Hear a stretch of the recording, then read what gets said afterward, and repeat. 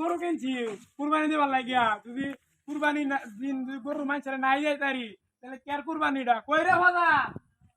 আমার কি হয়েছে?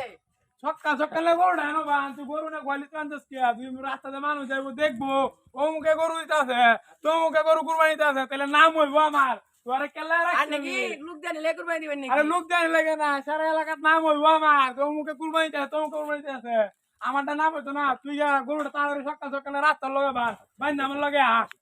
ভাই তো কইছে সকাল সকালে গরুটা রাস্তা মতো বানতাম দে গরুটা তো রাস্তাতে আছে তো বাইরে একটু বুঝি ভাই কই আছে বাইরে কই আই বাজারে কইছিলাম গরুটা রাস্তা না বানতো দিছে বাজার গরুটা রাস্তা বানছিনি কিরে বাজা গরু দেখবার কেউ আইছি ভাই ওনা তো কেউ আইছে না ভাই দে আদা দুজন লোক আইতাছে আয়ো